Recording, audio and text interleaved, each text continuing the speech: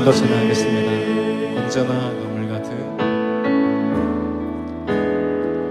언제나 강물 같은 주의 은혜로 내 영혼 새롭게 빛는 창조의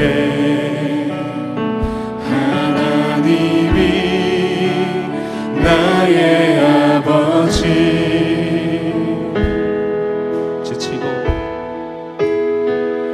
지치고 상한 마음 싸매주시고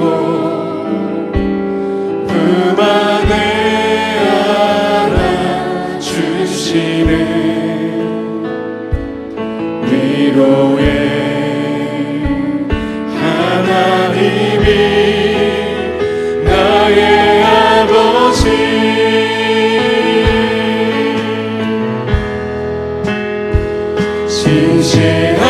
신실하신 하나님이 나의 아버지.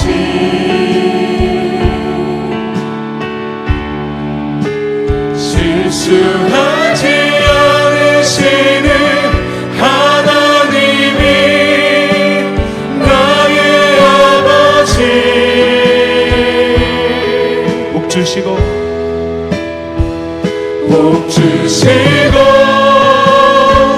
지키시며 은혜와 평강을 베푸시는 축복의 하나님이 나의 아버지. 독생자 예수님을 독생자 예수님을 이 땅에 보내 내 죄를 대속해 하신 구원의 하나님이 나의 아버지. 절망의 순간마다 찾아오셔서 능력의 손으로 일하신 기적의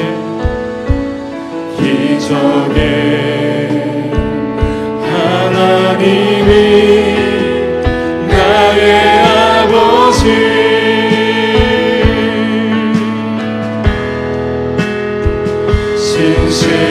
신실하신 하나님이 나의 아버지.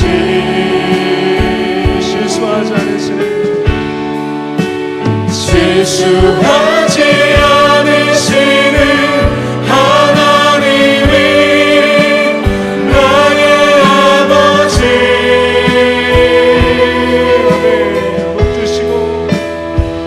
복 주시고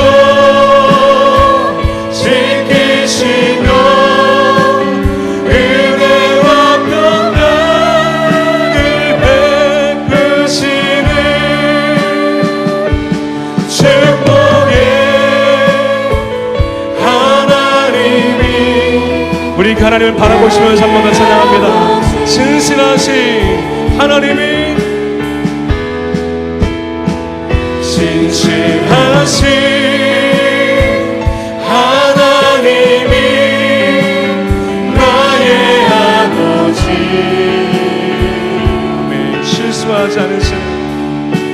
실수하지 않으시는 하나님이 나의 아버지.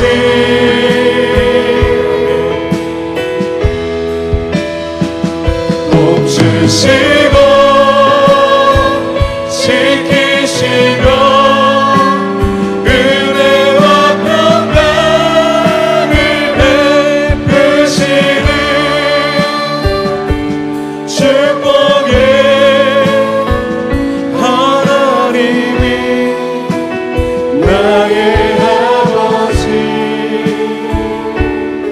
전능하신 하나님, 이 밤에도 우리에게 은혜 주실 줄로 믿습니다. 사모하는 마음을 더해 주시고 간절한 마음을 더해 주시옵소서. 선교사님을 세워주셔서 우리에게 귀한 말씀 증거하게 하시고 은혜 받는 귀한 시간 되게 하여 주시옵소서. 함께 주여 우리가 동성으로 기도하겠습니다. 주여, 은혜의 하나님 감사합니다. 오늘 우리에게 주신 말씀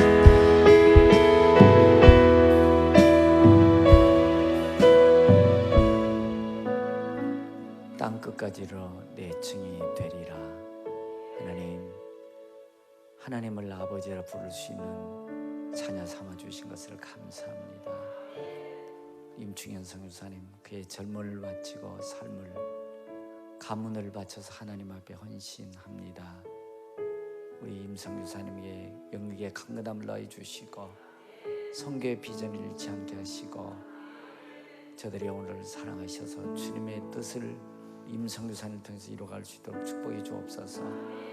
우리가 그의 간증을 들을 때 성령께서 함께해 주옵소서. 그리고 주 예수님의 이름으로 기도했습니다. 저도 사실 우리 임충현 선교사를 저는 모르는 분 중에 한 분이었습니다.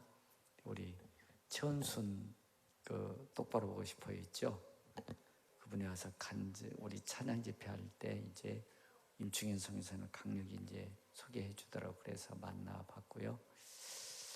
사실 쉽지 않습니다. 2살 배기, 3살 배기 아이가 있는데 사모님이 선교한다고 하는데 먼저 하나님 나라 가고 그 아이들을 돌보는 것도 쉽지 않는데 또 그 아이들 데리고 또 헝가리에 들어가서 다시 선교한다는 게 쉽지 않아요. 그러나 꾸역꾸역 그 선교 사명을 감당한 우리 임 선교사님 참 하나님이 주신 귀한 목회자라는 생각이 듭니다. 그리고 우리가 이제 1년에 한 번씩 단기 선교를 가잖아요. 그래서 제가 자세히 물어봤어요. 헝가리에 대해서. 그랬더니 가능하면 이제 내년에는 우리 헝가리하고 오스트리아 있죠. 헝가리에서 오스트리아가 3시간이면 간대요. 그래서 hun가리에서 오스트리아 많이는 시간이 안 되고요. 돈을 많이 내면 더 많이 구경을 할 수 있고 너무 소리가 큰 것 같은데 그래서 내년에는 헝가리를 좀 보내줄까 생각이 듭니다. 그래서 일주일에 한 150 정도 이렇게 예상을 해야 될 거고 그래서 미리미리 신청하셔야 됩니다. 미리미리 신청하셔서 코로나가 그때까지는 풀리겠죠. 그래서 좀 헝가리에 들렸다 오스트리아 수도가 어디지? 비엔나 가보고 싶죠. 비엔나하고 오스트리아는 수도가 헝가리는 부다페스트 저도 안 가봤어요. 가보고 싶은 동네인데 그것도 참 유적 있는 곳이죠. 그래서 내년 1월 달에 우리 아이들하고 같이 여러분들 한번 헝가리도 가시고 오스트리아도 가볼 수 있다면 가보십시오. 좋을 것 같아요. 안 가보는 곳 가는 게 좋습니다. 그래서 우리 임성 여사님 잠깐 헝가리 소개하고 헝가리에서 일어난 선교복을 할 때 은혜 받는 시간 되시기 바랍니다. 나올 때 우리 할렐루야 환영하십시다. 할렐루야.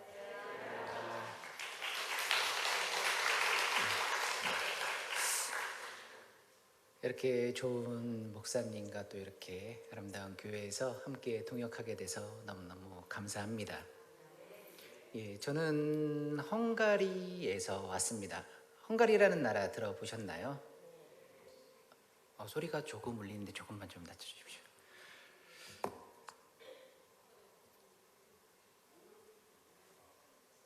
네. 옛날 분들은 헝가리 그럼 헝그리 이렇게 말씀들을 많이 하시는데 그런 생각을 잠깐 하셨던 분들은 내가 이제 나이가 조금 먹었구나 생각하시면 좋을 것 같습니다. 헝가리라는 나라는요 89년도에 이제 공산주의에서 민주주의로 바뀐 나라이고요. 한국의 그 88 올림픽을 보면서 이렇게 문호를 개방해야 되겠다라고 마음을 먹고 한국과 굉장히 좋은 관계를 오래간 유지하고 있는 나라입니다. 최근에 좀 슬픈 소식이지만 헝가리 이야기가 굉장히 많이 나왔었습니다. 헝가리 그 유람선 사고 예, 뉴스에서 한동안 굉장히 오래 나와서 많이들 보셨을 텐데, 예, 그 사건이 일어났던 곳에서 사역을 하고 있고, 그 당시에 이제 기독교 방송 팀들과 함께 다니면서 이제 가이드도 해드리고 통역도 하고 그렇게 사역을 했었습니다. 예, 유럽 국기는 다 비슷비슷하게 생겼습니다. 이게 색깔만 조금 다르고요. 그래서 여기가 어디지라고 헷갈릴 것 같으신데요. 그래도 이런 국기를 가지고 있습니다. 제가 헝가리 이렇게 영어로 써놨는데요. 의미가 앞에 훈은 옛날에 훈족이라고 유럽을 공포에 벌벌 떨게 했었던 그 훈족을 생각해서 훈 이렇게 돼 있고요. 뒤에 가리라고 돼 있는 것 같은 것은 의미가 지역이라는 뜻입니다. 그래서 훈족의 지역, 훈족의 땅이라는 의미로 지어졌습니다. 그렇다면 헝가리가 과연 훈족의 나라일까라고 얘기하면은 아니라고 말씀을 드리겠습니다. 그 밑에 조그맣게 헝가리 말로는 이제 마자르 오르삭, 오르삭은 나라고요. 마자르의 나라, 그래서 마자르족이라는 다른 유목민족이 나라를 세운 곳이 헝가리입니다. 예, 한번 넘겨주시겠습니까? 예, 지도 보이시죠? 네, 헝가리를 많은 분들이 동유럽 이렇게 말씀들을 많이 하시는데 사실상 지정학적으로는 중부 유럽이라고 봐야 합니다. 사람의 신체로 봤을 때는 배꼽 정도 위치에서 이제 유럽의 배꼽이라고도 불리고요. 유럽의 한가운데에 있는 나라입니다. 그리고 7개국과 접경에 있는 나라입니다. 아까 말씀드렸던 서쪽으로 오스트리아라는 나라가 있고요. 그 북쪽으로는 슬로바키아, 또 동쪽으로는 우크라이나, 그리고 루마니아, 남쪽으로는 지금 여기에는 이제 유고라고 되어 있는데 이건 옛날 지도고요. 세르비아가 있고요. 또 슬로베니아, 크로아티아, 슬로베니아, 그리고 이렇게 오스트리아까지 해서 7개국과 접경에 있는 나라입니다. 예, 넘겨주세요. 헝가리는 1000만이 안 되는 인구를 가지고 있습니다. 한때 1100만 명 정도 인구가 됐었는데 점점 감소하고 유럽의 EU의 다른 나라로 이동들을 많이 하게 되면서 현재 약 970만 명 정도가 헝가리에서 살고 있습니다. 그렇다면 왜 유럽인데 많은 분들이 한국에서 이렇게 헝가리를 소개를 하다 보면 유럽이면은 우리보다 기독교를 먼저 받아들이고 뭐 굳이 복음을 전해야 돼? 라고 생각하시는 분들이 아직도 많이 계십니다. 그런데 카톨릭이 37.2%, 개신교가 13.8%, 그리고 그리스도 종교가 1.8% 이렇게 등등 돼 있는데 이 가운데 이제 통틀어서 캐톨릭과 기독교를 합쳐서 그들은 다 크리스천이라고 이야기를 하는데 그 중에 거듭난 크리스천, 그래도 주일 성수 잘하고 여러분들처럼 예배에 대한 열정이 있는 분들을 4% 미만으로 보고 있습니다. 그리고 제가 갔을 때 당시만 해도 이렇게 헝가리 친구들하고 이야기를 하면서 너 종교가 뭐야? 물어보면은 나 크리스천이야 당당하게 이야기들을 했습니다. 그러면은 너 교회 어디 다녀? 그러면 나 교회 안 다니는데 라고 얘기하는 사람들이 굉장히 많이 있었습니다. 뭐 평생에 한 2번 정도 태어나서 유아 세례 받는 거하고 이제 장례식 2번 정도 가는 사람들도 있고요. 뭐 1년에 한 번씩 이제 부활절이나 크리스마스 때 한 번씩 가는 사람들이 있었는데 그래도 본인들은 크리스천이라고 이야기하는 사람들이 많이 있었습니다. 그런데 점차 서구 유럽화 되어 가면서 오늘날은 대다수의 젊은 청년들이 나는 종교가 없어 라고 이야기하는 사람들이 점차 늘어가고 있습니다. 예, 또 넘겨주세요. 넘겨주십시오. 네, 뭐 이거 경제 사정은 뭐 저희가 뭐 이렇게 굳이 잘 알 필요는 없는데 한국하고 굉장히 가까이 교류하고 있습니다.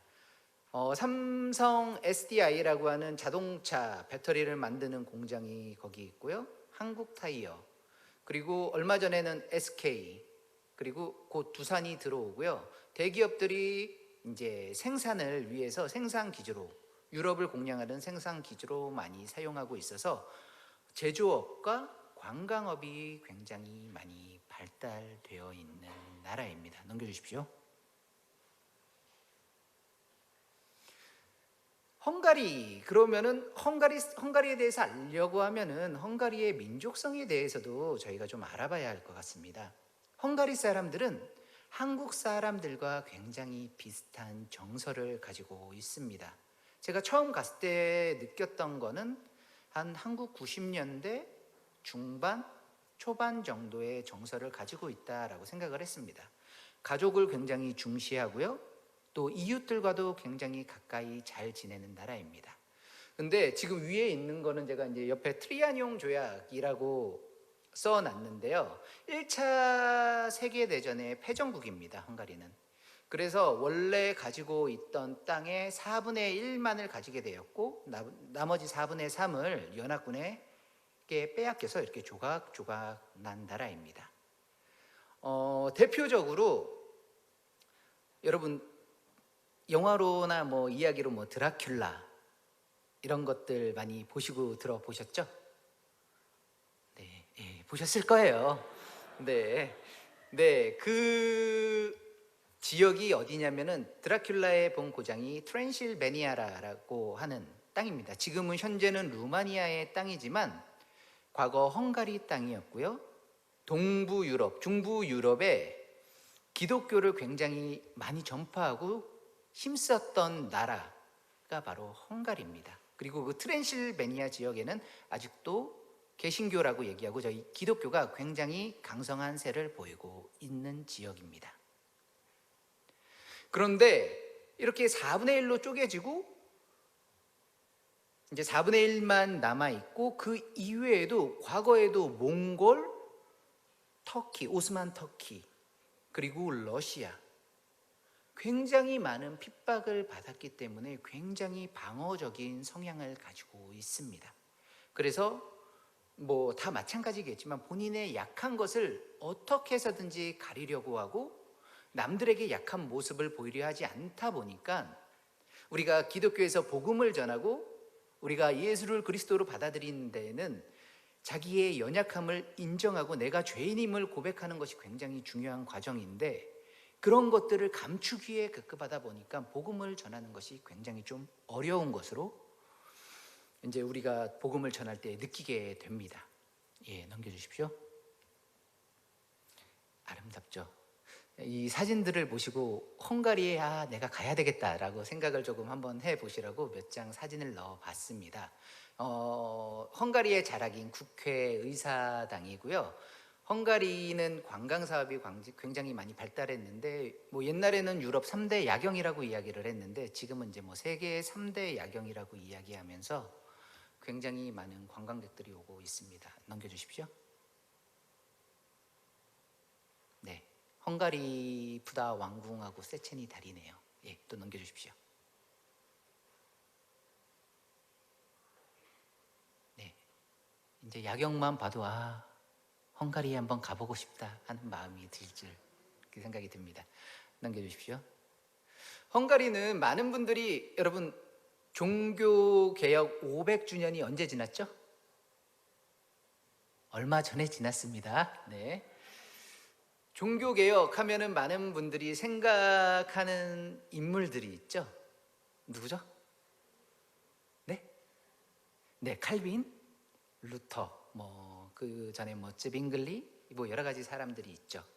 그런데 헝가리가 종교개혁하고 헝가리하고 무슨 관계가 있어? 라고 생각하시는 분들이 있을지 모르겠는데 종교개혁과 함께 루터의 동역자들과 칼빈의 제자들이 헝가리에 넘어와서 복음을 전하기 시작했습니다. 그래서 루터파보다는 이제 칼빈의 영향력을 받은 그 제자들이 굉장히 많은 영향력을 끼쳤고요. 한때는 헝가리 전체 인구의 98%까지 기독교였던 적이 있을 정도로 굉장히 복음이 강성했던 곳입니다. 그래서 저기 헝가리의 동부에 있는 데브르첸이라는 지역에 있는 이제 교회 사진인데요. 그 데브르첸이라는 지역은 칼비니스트들의 로마, 롬이라고 이렇게 불리는 정도로 굉장히 기독교가 살아있고 또한 굉장히 많은 영향력을 끼치고 있는 지역입니다. 네, 보통 제가 이렇게 가면은 많은 분들이 처음 질문하시는 게 있어요. 선교사님, 어쩌다 헝가리까지 가시게 됐어요?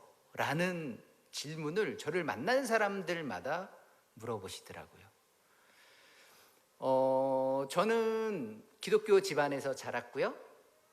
어려서부터 저는 목사와 이제 선교사가 되어야 된다라는 것을 소명으로 알고 살았습니다. 그런데 그게 삶에 굉장히 많은 괴리감들이 다가오더라고요. 세상에 대한 욕망, 뭐 여러 가지 놀고자 하는. 그래서 정말 부끄러운 이야기지만 저는 이 20대 중반에서 후반까지의 가기까지 굉장히 많은 방황을 하면서 삶을 살았습니다. 제가 선교사가 돼야 되는 것은 분명히 알고 있었고요. 목사로서 살아야 되겠다는 것은 있지만 참 학교를 가는 게 왜 이렇게 힘들든지, 그리고 뭐 요즘 많이 나오는 클럽과는 좀 다른 클럽이지만 세상적으로 굉장히 방탕하게 여러 가지 삶을 살았습니다.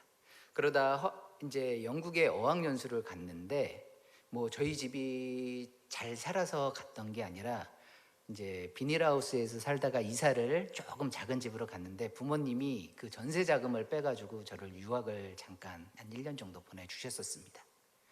그런데 정신을 못 차리고 유럽에 가서도 굉장히 방탕한 삶을 살았습니다.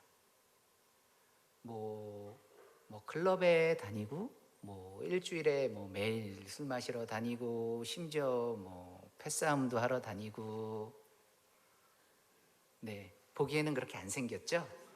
네, 뭐 심지어 뭐 카지노도 다니고 웬간 나쁜 짓들을 하면서 유학 생활을 마음껏 즐겼습니다. 근데 뭐 여유 있던 삶이 아니었습니다. 그렇다 보니까 여행은 가고 싶은데 여행을 갈 수가 없더라고요. 돈이 없어서. 그러던 차에 이제 제가 다니던 이제 본머스라는 지역에 있는 교회에서 여름에 헝가리로 단기 선교를 간다고 이야기를 했습니다. 그래서 헝가리? 한 5개국 정도 방문을 한다고 그래서 기쁜 마음에 목사님과 속된 표현으로 쇼부를 받습니다. 목사님, 저는 절대 춤을 추지 않습니다. 저는 절대 사람들 앞에서 노래 부르지 않겠습니다. 근데 제가 다른 것들은 열심히 섬기도록 노력해 보겠습니다. 목사님, 오케이? 그랬더니 목사님이 그래, 그렇게라도 가자라고 말씀을 하셨습니다. 그런데 뭐 이게 사람 뜻대로 되지 않더라고요. 한국 사람들은 유럽에 나가 있어도 그렇게 나이를 많이 따집니다. 그래서 나이에 밀려서 춤도 춰야 했고 노래도 불러야 했습니다. 너무너무 처음에는 창피했습니다. 그런데 헝가리로 가는 여정 가운데 제가 머리로 알던 하나님을 삶 가운데 만나게 되었습니다. 뭐 가다가 뭐 차가 퍼지기도 하고요. 차 키를 심지어 잃어버려서 일정을 못 가고 독일까지 레카차에 끌려서 들어가기도 하고요. 근데 기적적으로 하나님이 또 열쇠를 한 3일간 못 찾던 열쇠를 숙소에서 찾았다고 연락이 오게 하셔서 또 그 차를 타고 또 헝가리까지 가게 되고요. 뭐 여러 가지 과정이 있었습니다. 그런데 헝가리에 가서 제가 이제 춤을 추고 노래를 하고 이제 사람들에게 복음을 전하기 시작했습니다. 영어도 잘하지 못했어요. 뭐 지금도 마찬가지이지만 지금 헝가리의 이제 뉴거티 이제 서부역에 내려가서 열심히 춤을 추고 노래를 하고 사람들에게 복음을 전했습니다. 그때 당시 제 생각은 어땠냐면 그렇게 오랜 시간 교회에 나왔고 많은 훈련을 받았습니다. 자랑인지 아닌지 모르겠지만 저는 10살 때부터 방언을 했습니다. 뭐 그래도 기도는 조금 하기는 했었던 것 같아요. 그런데 그렇게 그랬음에도 불구하고 세상 가운데 방황하고 여전히 사람들 앞에서 뭐를 게 너무너무 창피했습니다. 그런데 저희가 춤을 추고 노래를 하면서 복음을 전할 때 하나님께서 제 마음에 감동을 주시기 시작했습니다. 그리고 그곳에 모였던 사람들에게 감동을 주시기 시작했습니다. 한 1시간 반 정도 사역을 한 것 같은데 한 3, 40명 가까운 사람들이 네가 믿는 하나님을 내가 알고 싶다. 교회를 소개시켜 줄래? 라고 이야기를 합니다. 제가 뭐 특별히 전한 것도 없는데요. 그리고 사람들의 손을 잡고 내가 너를 위해서 기도해도 되겠니? 라고 얘기를 했더니 기도 싫어하는 사람 없더라고요. 기도해 준다니까 좋아 라고 하더라고요. 근데 제가 그 당시 영어도 잘 못하고 하니까 손을 잡고 한국어로 굉장히 열심히 기도를 했습니다. 막 눈물이 나더라고요. 근데 기도를 하다가 끝나고 눈을 뜨니까 앞에 사람이 같이 울고 있더라고요. 그래서 얘는 내가 우니까 따라오나? 라고 생각을 했습니다. 그런데 막 울면서 그 사람이 이렇게 얘기하더라고요. 네가 그렇게 울며 전하는 하나님을 내가 알고 싶어 라고 이야기를 하더라고요. 그 순간 제 마음에 하나님께서 이렇게 말씀하셨습니다. 야, 네가 생각해서 되는 게 아니라 내가 너를 통해서 일할 거야 라는 것을 보여주기 시작하시더라고요. 그 후 헝가리가 제 마음에 들어왔습니다. 그리고 나중에 한국으로 돌아와서도 저는 헝가리를 잊지 않고 살았습니다. 그렇게 시간이 많이 흘러가기 시작했습니다. 헝가리를 가야 되겠다고 마음에 품은 지가 한 6년, 7년 정도 됐던 것 같습니다. 그 이후 이제 삶이 조금씩 하나님을 만나고 변화되기 시작하면서 헝가리에 대한 꿈을 꾸기 시작했습니다. 그런데 아무도 헝가리라는 나라에 대해서 잘 모르더라고요. 어떻게 가야지 굉장히 많은 고민들을 했습니다.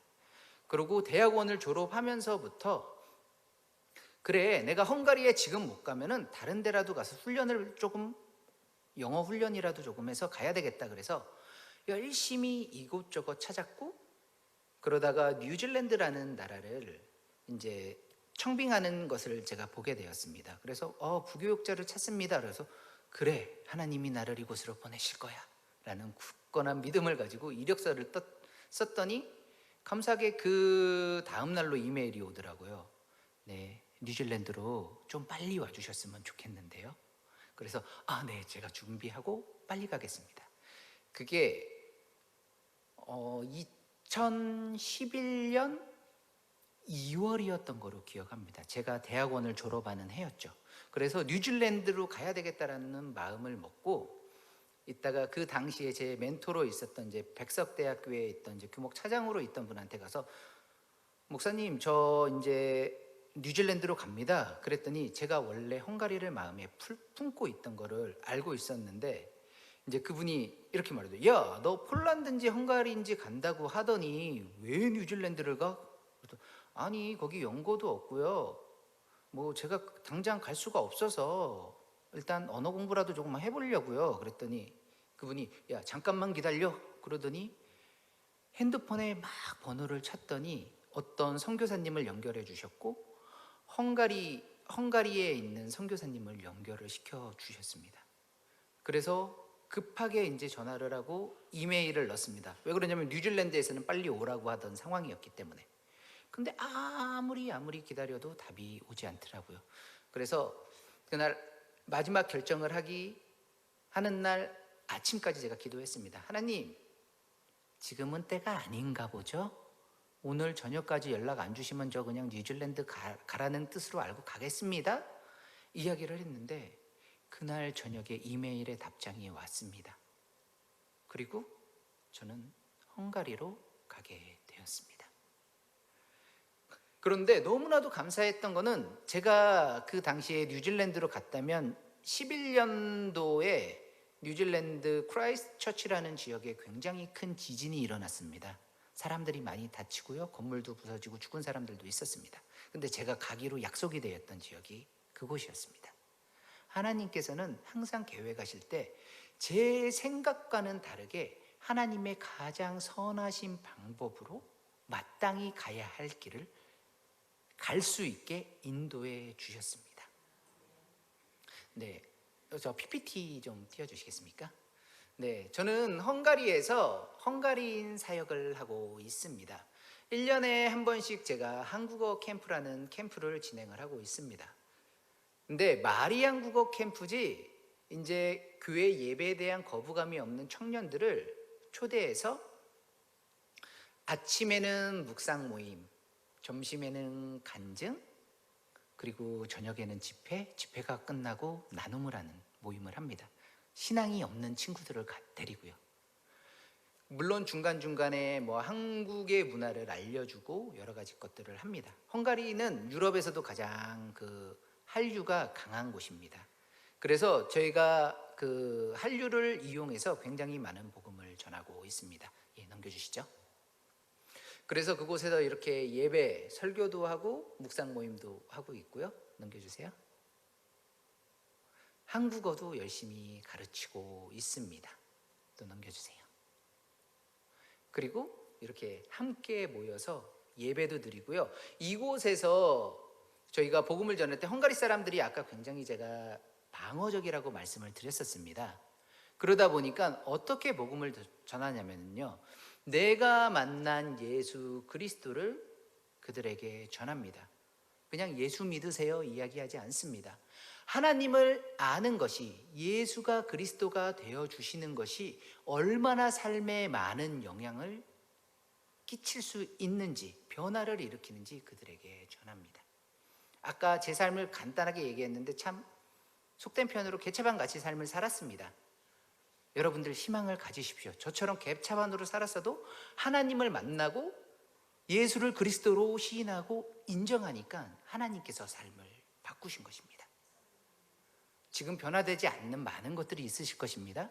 그러나 그 가운데서도 우리가 하나님을 온전히 붙잡고 있는다면 하나님께서 여러분들이 마땅히 가셔야 할 가장 선한 곳으로 여러분들의 삶을 인도하여 가실 것입니다.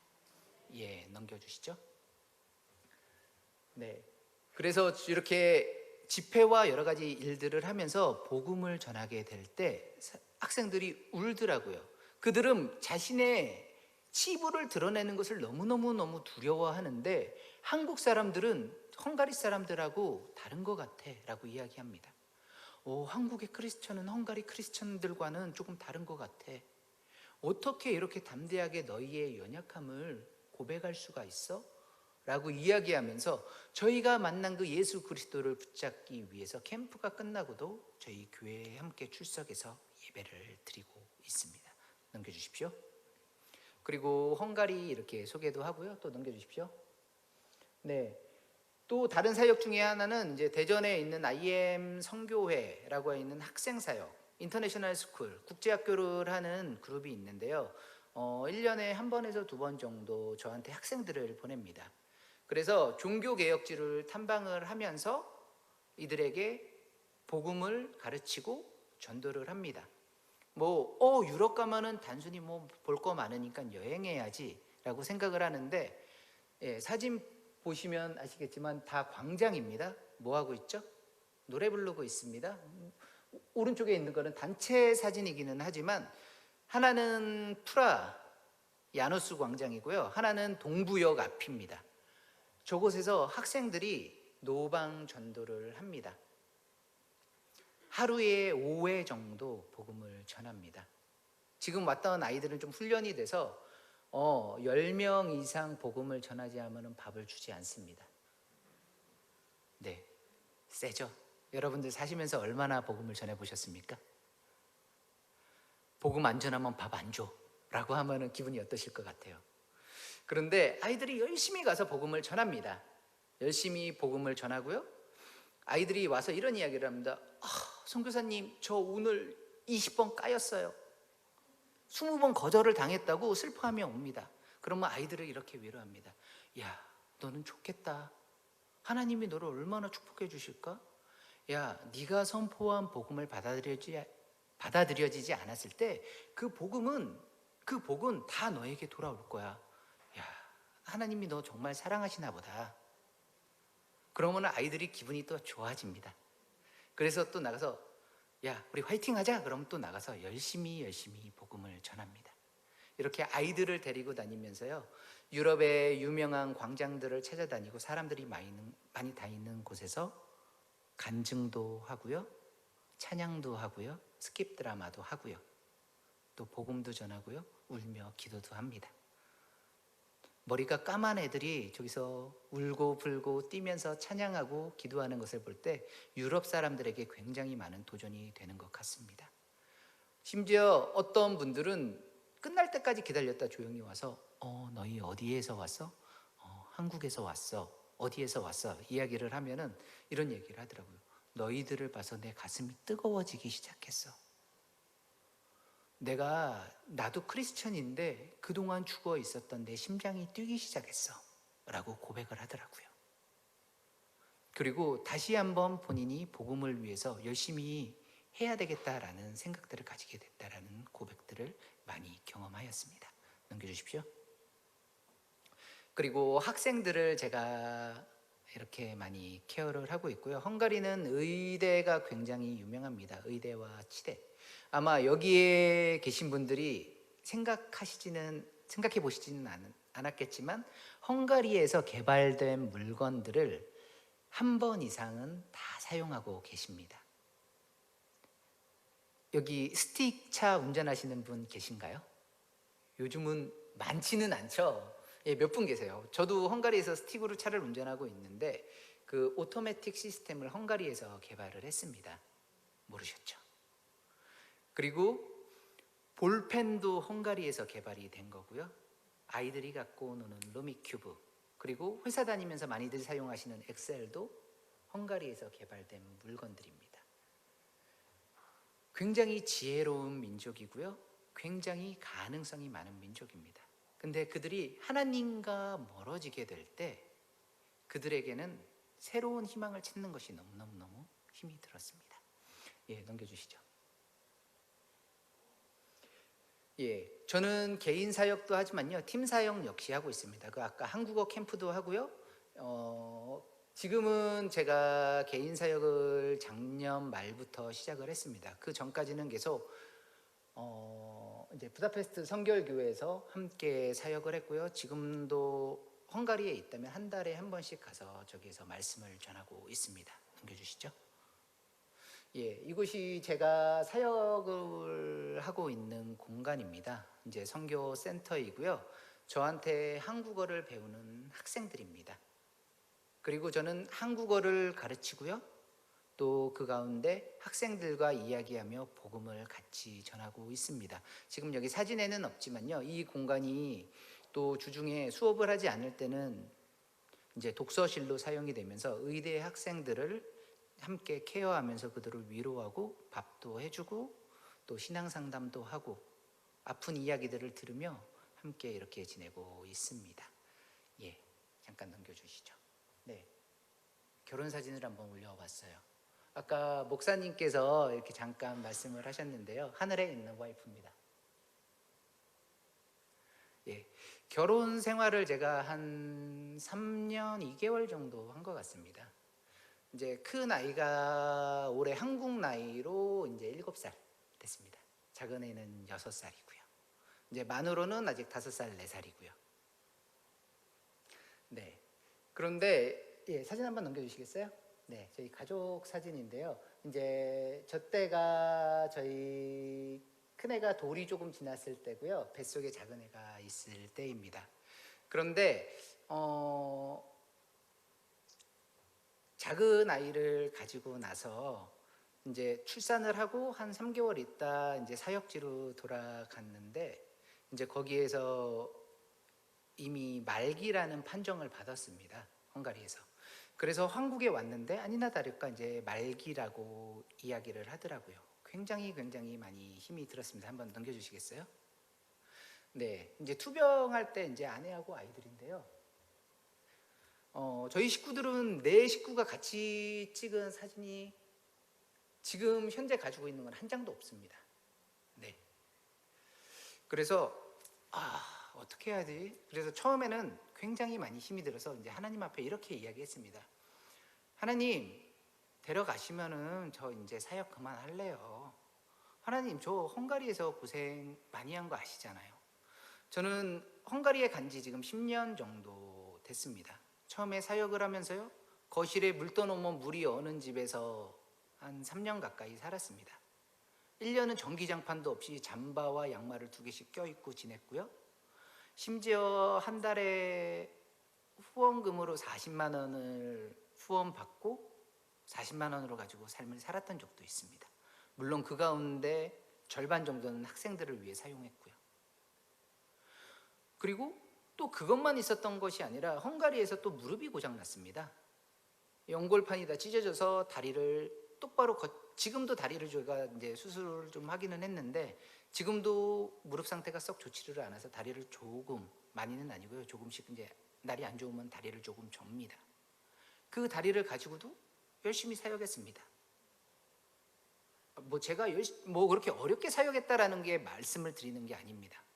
그만큼 하나님을 위해서, 복음을 전하기 위해서 충성했다라는 것을 말씀을 드리는 겁니다. 근데 그렇게 했는데 한국에 들어와서 이제 나중에 결혼을 하고 갔는데 산지 3년이 조금 넘었는데 하나님께서 데려가셨습니다. 얼마나 억울해요. 억울하죠. 심지어 아이들이 그때 당시 작은 저희 둘째 돌잔치를 하고 두 달이 안 돼가지고 하늘나라에 갑자기 가게 됐습니다. 그래서 굉장히 많은 어려움을 겪었습니다. 물론 재정적으로도 어려움이 겪었죠. 저희 집도 넉넉한 사정이 아니었고 처가집도 그랬기 때문에 이거 병원비는 어떻게 내야 되지? 어떻게 살아야 되지? 굉장히 많은 고민을 하기 시작했습니다. 하나님 앞에 맨날 때를 썼어요. 하나님 데려가시면 나 이제 사역 안 해요. 매일매일 그렇게 했습니다. 그런데 하나님께서 사람들을 보내주시기 시작하더라고요. 그래서 어디에다가 손 한 번 벌린 적 없이 아내의 그 병원비를 제가 다 감당할 수 있게 해주셨고요. 하나님께서도 그렇게 생각을 하셨던 것 같아요. 여기서 얘를 더 내버려 두면은 얘가 진짜 나를 떠날지도 모르겠다라고 생각이 드셨는지 하나님께서 도움의 손길들을 보내주시기 시작했습니다. 병원비가 채워지기 시작했고요. 물론 넉넉하지는 않았습니다. 병원비를 손 벌리지 않고 해결한 정도였죠. 그렇지만 그게 너무너무 감사했어요. 야, 이거 항암하면 이거 항암 투약비 내가 어떻게 내야 되지? 그게 고민이었습니다. 그런데 하나님께서는 하시더라고요. 제가 하나님을 위해서 삶을 드리기로 결정을 하고 물론 반항을 하기는 했지만 하나님이 그 중심을 아셨기 때문에 끝까지 붙잡아 주시더라고요. 매일매일이 고통의 시간이었습니다. 아이들을 보고 울었고요. 아내가 하늘나라 가고서도 매일매일 울었습니다. 그리고 하나님한테 하나님, 애들 놓고 내가 어떻게 사역지로 돌아가요? 하나님, 얘들 내가 없으면 얘들 어떻게 해요? 이렇게 기도했습니다. 저 안 갈래요. 근데 하나님의 계획은 저하고 다르시더라고요. 제가 있을 곳이 이 한국 땅이 아닌 헝가리라고 끊임없이 말씀해 주시더라고요. 그래서 아내를 보내고 나서 4개월 만에 저희 부모님한테 말씀을 드렸습니다. 내가 아무리 기도해 봐도 내가 있을 곳이 여기가 아니라고 하나님이 말씀하시는 것 같아. 어머니, 죄송한데 애들 1년만 봐주세요. 1년만 봐주시면 제가 와서 애들 데리고 갈게요. 라고 말씀을 드렸습니다. 그리고 저는 헝가리에 다시 돌아가서 아이들을 놓고 사역을 하고 지금까지 그렇게 사역을 하고 있습니다. 목사님 조금 더 해도 될까요? 네, 넘겨주시죠. 그래서 지금 이게 저희 가족 사진입니다. 딸내미 둘. 네, 그래서 이렇게 가족들이 함께 지내고 있고요. 하나님의 계획이 사람의 계획과 얼마나 다를 수 있고 놀라운 일들을 행하시는지를 지금 잠깐 또 같이 나누고 싶습니다. 한번 넘겨주세요. 예, 넘겨주십시오. 네, 지금 제 아내입니다. 미인이죠. 심지어 나이 차이도 굉장히 많이 납니다. 아내하고 저하고 14살 차이가 납니다. 예, 주변에서 도둑놈이라는 이야기를 많이 들었습니다, 이미. 근데 아내는 헝가리 최고 대학에서 심리학을 전공을 한 지금 이제 대학원까지 졸업을 한 친구입니다. 헝가리 최고 대학이라고 불리는 대학에서 졸업을 했고요. 뭐 보다시피 얼굴도 이쁘고요. 또 나이도 어립니다. 그런데 이 아내를 제가 어떻게 만났냐면, 제가 아까 한국어 캠프를 보여드렸었죠. 제가 한국어 캠프에서 예배도 드리고 여러 가지 사역을 한다고. 아내, 지금 하늘나라에 있던 아내가 투병을 할 때 제가 단기 선교를 가야 되는 일이 생겼습니다. 이미 어떤 교회와 단기 선교를 헝가리에서 하는 거로 약조를 한 상황에서 갑자기 그 투병 때문에 한국에 들어오게 됐던 상황이었습니다. 그래서 무슨 생각을 했었냐면, 언제 갈지, 오늘 갈지, 내일 갈지, 한 달 있다 갈지 모르는 상황이었습니다. 근데 그 당시 아내한테 이야기를 했더니, 여보, 나 이번 단기 선교 그냥 포기할래. 그랬더니 아내도 선교사였거든요. 이제 신학대학교를 졸업을 했고요. 여보, 아니 목사가 돼가지고 본인한테 맡겨진 사명을 놓고 가면 어떡해? 라고 이야기를 하더라고요. 그래서 너무너무 가기 싫었는데 등 떠밀려서 한국에 있던 팀이 또 마침 선교를 인솔하기로 했던 목사님이 사임을 하게 되면서 제가 인솔하지 않으면 단기 선교를 갈 수 없게 된 상황이었습니다. 그래서 너무너무 가기 싫었는데 등 떠밀려서 헝가리로 다시 가게 되었습니다. 아이들 한국에 있고요. 아내는 병원에 수시로 입원했다가 집에 왔다 하고 있었던 상황이고요. 그래서 헝가리 캠프에서 또 아무렇지 않은 척 굉장히 열심히 사역을 했습니다. 그 당시 지금 아내가 제가 한국어를 가르쳤던 학생입니다. 근데 이제 그곳에서 제가 겪고 있었던 아픔과 여러 가지를 거기에 왔던 헝가리 사람들과 이렇게 교제를 하였습니다. 그러면서 저희 가정을 위해서 기도해 주세요 부탁을 했습니다. 그러고 나서 저는 지금 아내 이름이 이제 헤레디 서비나인데, 서비나를 완전히 머릿속에 알지도 못했고 관심도 없었습니다. 그런데 이제 그 친구는 캐톨릭이고요.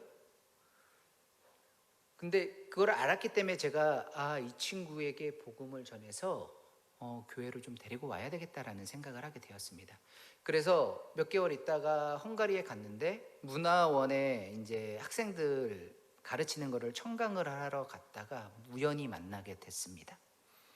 그래서 너무 반갑게 제가 인사를 하고요. 우리 한번 차 한잔 마시자. 저는 교회에 전도할 생각으로 이야기를 했습니다.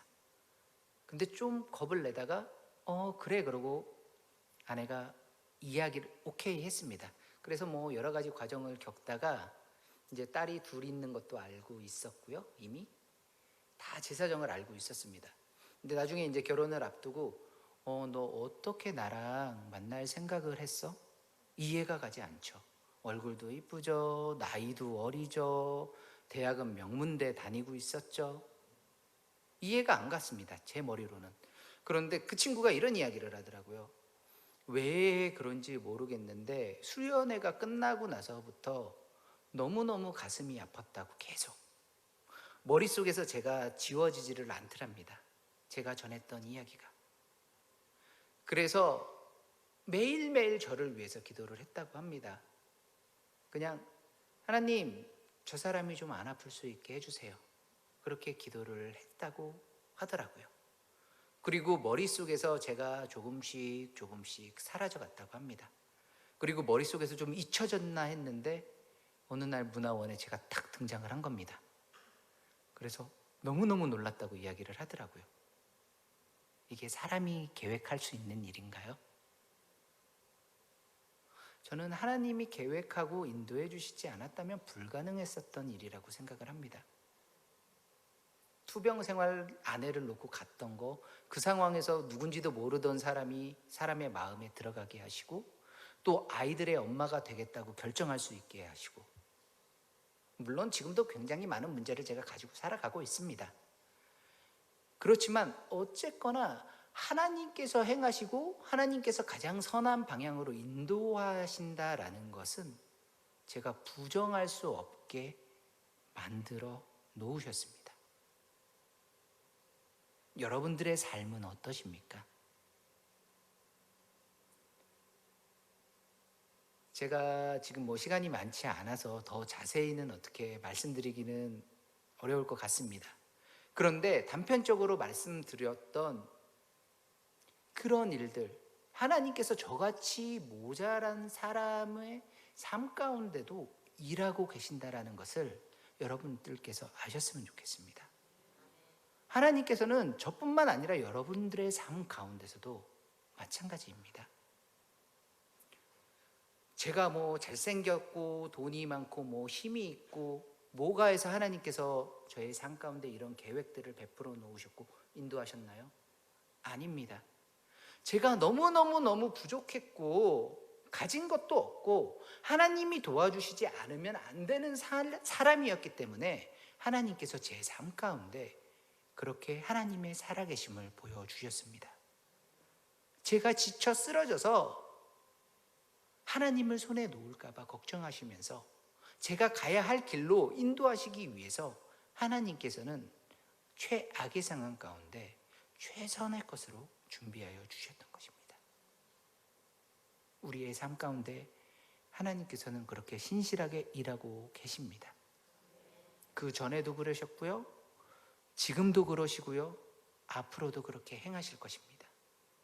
여러분들이 그것을 인정하고 믿고 여러분들의 삶이 정말 예수 그리스도를 위하여, 복음을 위하여 나아가야겠다라는 굳건한 믿음을 가지고 나아가게 될 때 여러분들의 삶 가운데 하나님의 놀라운 은혜와 인도하심이 충만할 줄 믿습니다.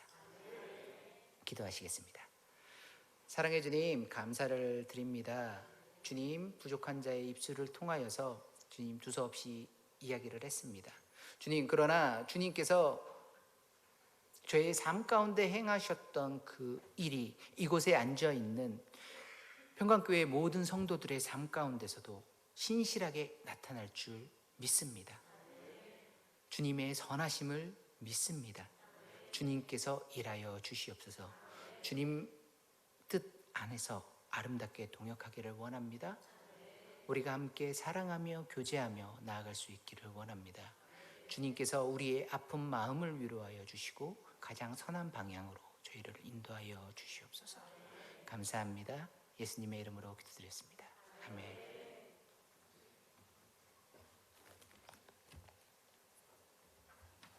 많은 은혜 받으셨죠?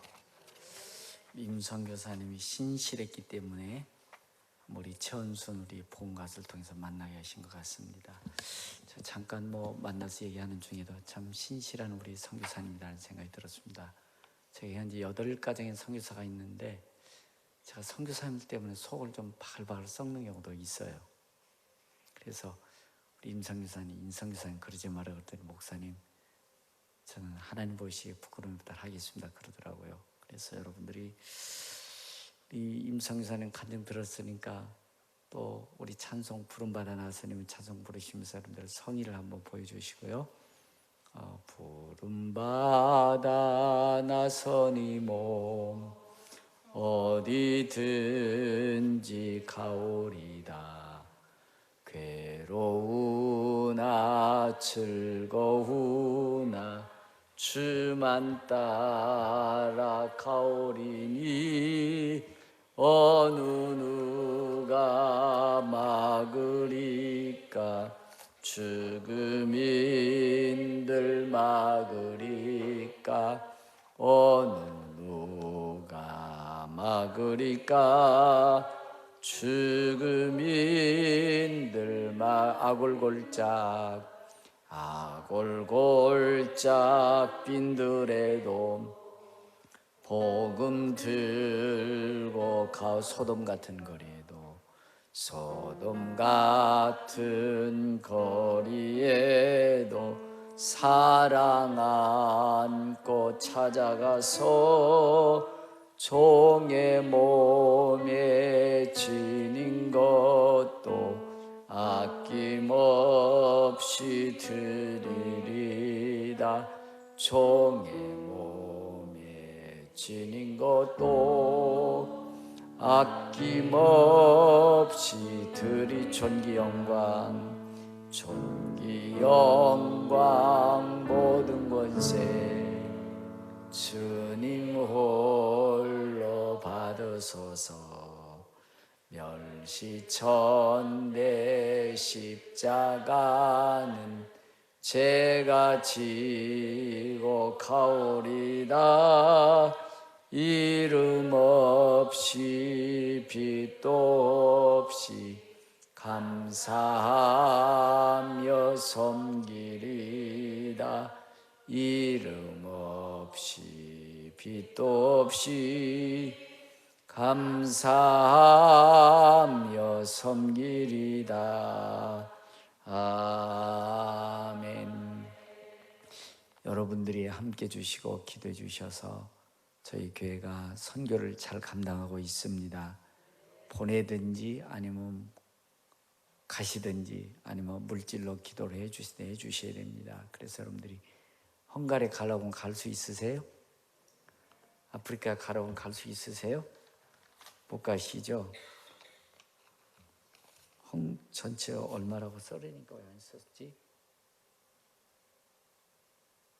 그리고 써놔야지 내가 알지.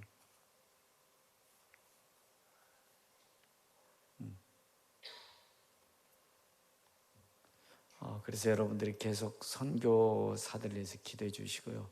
또 저희 교회가 더 앞으로 재정이 안정이 되면 이렇게 신실한 선교사님들을 우리가 돕고 협력할 수 있도록 같이 그래 갈 것입니다. 그래서 더 많은 선교사님들이 마음껏 선교할 수 있도록, 그럼 여러분들의 가정을 하나님이 축복해 주실 것입니다. 자녀들을, 사업 직장을 하나님이 든든히 사가해 주실 것입니다. 왜? 하나님 나라를 위해서.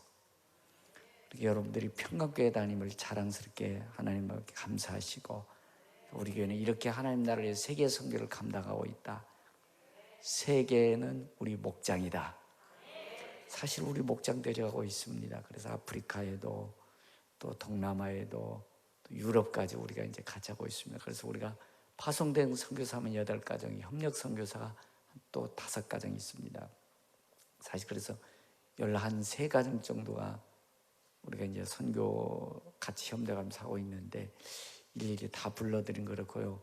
저희가 좀 앞으로 좀 안정이 되면은 선교사 세계대를 저희 자체적으로 좀 앞으로 매뉴얼링 해야 되지 않을까. 그래서 선교사님들 쌀 때 비행기, 비싼 비행기가 말고 좀 쌀 때 다 들어오고 그래가지고 선교사님들 섬겨주고 또 그들이 마음껏 또 한국에서 쉬었다 갈 수 있도록 이렇게 좀 배려도 해주고 그런 생각을 저희가 갖고 있습니다. 그래서 이렇게 하는 여러분들이 축복 많이 받으셔야 돼요.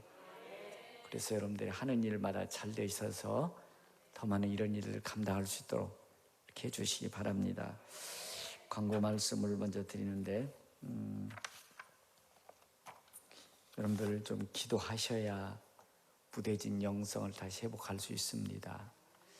그러니까 여러분들이 기도를 안 하면 여러분들 마음이 무거워져요. 답답해져요. 짜증나요. 신경질 나요. 그래서 아무것도 아닌 것 가지고 부부간에 막 트러블이 일어나고 직장생활도 재미가 없고 또 삶을 자꾸 잃어버리는 것입니다. 이런 마음이 들거든 빨리 엎드리셔야 돼요. 이유되지 마세요. 변명하지 마세요. 이유되고 변명하면은 자꾸 어둠에 끌려가는 것입니다. 그래서 여러분들이 기도하시면 안개 사라지 싹 사라지는 것입니다. 여러분들 낮에도 말씀드린 것처럼 사랑의 마음이 들어옵니다. 또 세상을 아름답게 볼 수 있는 마음이 일어나는 것입니다. 그래서 여러분들이 금요일 기도에 참석하시고 예배도 참석하셔서 아름다운 믿음을 회복할 수 있기 바랍니다. 그렇습니다. 여러분들이 52만 9천 원이고 여기 또 하나 있으니까 한 60만 원 정도 이렇게 나오겠네요. 우리 여러분들 선교사님 제가 그대로 드리겠습니다.